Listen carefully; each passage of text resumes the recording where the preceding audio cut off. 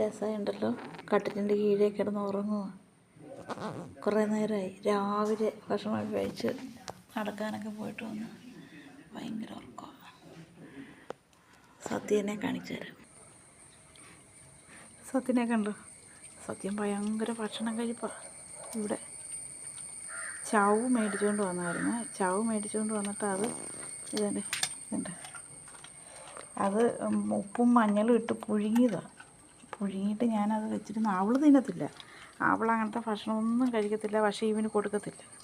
ഇവൻ കഴിക്കുന്നത് കൊണ്ട് അവന് ഇവിടെ യുദ്ധവും ഭൂകമ്പവും ഒക്കെ നടക്കുന്നതുകൊണ്ട് അവൾ അറിയാതെ ഞാൻ അടുക്കള വശത്ത് ഇവനെ വിളിച്ച് കൊടുത്തതാണ്.